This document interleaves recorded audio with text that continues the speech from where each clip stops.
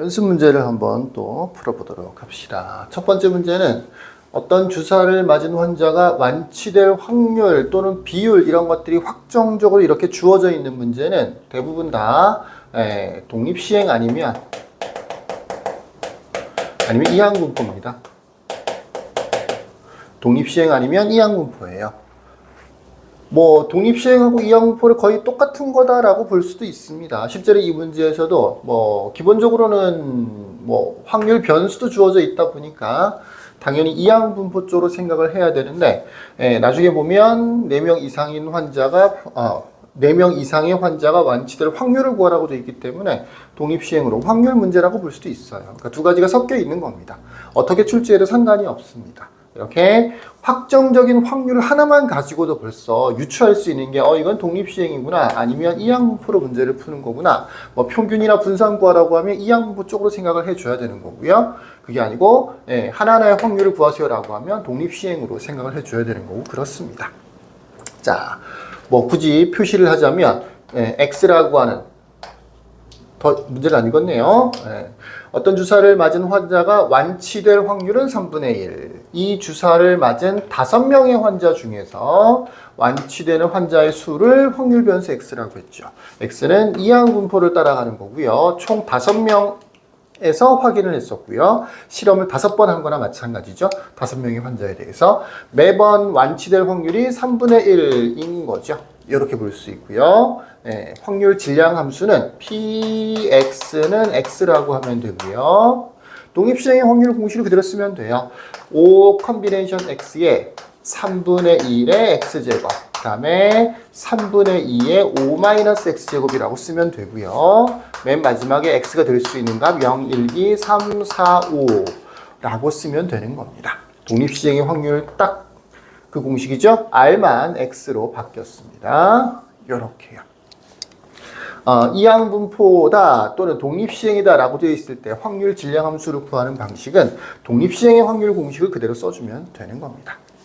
4명 이상의 환자가 완치된다 라고 하면 이거는 두 가지예요. 4명 또는 5명인 거죠.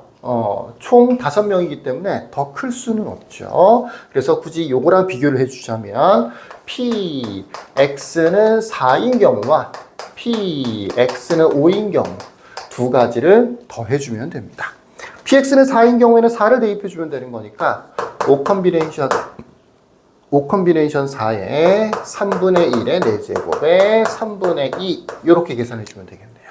더하기 5 컨비네이션 5에 3분의 1의 5제곱만 해도 되는 거죠. 계산을 해보면 5 컨비네이션 하나는 5일 거고요. 결국 분모에 있는 3이 4번, 5번 곱해지죠. 그건 얘도 마찬가지고요. 3을 5번 곱해주면 243이 됩니다. 여기 2 하나가 있고요. 5 컨비네이션 5는 1일 거고요. 243분의 분자는 그대로 1이네요. 그죠? 이렇게 돼서 243분의 11이 정답이 되겠죠. 약분이 되나요? 안 되네요. 약분이 안 되네요. 요게 정답이 되는 겁니다. 이렇게요. 확률이 확정적으로 주어져 있는 거, 뭐 확률이라든지 비율이라든지 이런 것들이 주어지는 문제는 대체로 독립시행 아니면 이항분포입니다. 문제를 묻는 유형에 따라서 독립시행으로 생각해서 문제를 풀 수도 있고요. 경우에 따라서는 뭐 평균 분산 구하는 형태의 문제라면 이항분포로 해서 뭐 MP, MPQ 이런 공식을 써서 문제를 풀어갈 수도 있어요. 두 번째 문제 가보십시다. 이거는 아예 이항분포라고 나와 있군요. 이항분포라고 나와 있어요. 여기에 P가 안 주어져 있는데 대신 EX가 주어져 있죠. EX가 4라고 주어져 있어요. 그러면 첫 번째로 EX를 구해보면 원래 EX라고 하는 게 이항분포에서는 NP죠. NP. 지금은 N이 16이고 P는 모르니까 16P예요. 그게 여기 있는 4였다라는 얘기가 되는 거니까 P가 4분의 1이다 라고 볼 수가 있는 거죠. P가 4분의 1이다.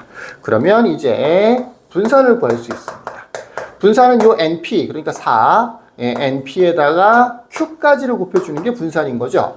NP가 지금 4라고 돼 있었으니까 거기다가 Q만 곱해주면 되는 거예요. P가 4분의 1이니까 Q는 4분의 3이 돼야 되겠죠. 3 이렇게 되는 거고요.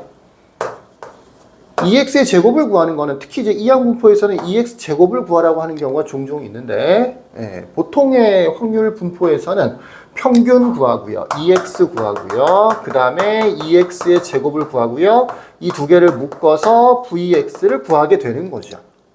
그러니까 VX를 구하는 과정 안에 EX의 제곱이 섞여 있는데 이항분포는 그렇지가 않죠. 분산을 이렇게 구하는 게 아니고 이거 빼기 이거 제곱한 거 이렇게 구하는 게 아니고 아예 그냥 MPQ로 구하는 거다 보니까 분산이 먼저 구해진다고요. 그래서 분산 VX는 EX제곱 빼기 EX의 제곱에서 여기랑 여기가 먼저 있고요. 그 다음에 이거를 구해내는 겁니다. 그래서 요거는 3이라고 되어 있었고요.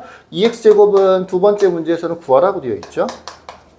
빼기 아까 MP가 4였었죠? 네, EX가 4였었어요. 그 제곱해서 16 되는 거니까 이항을 시켜주면 EX제곱은 19가 되는 거죠.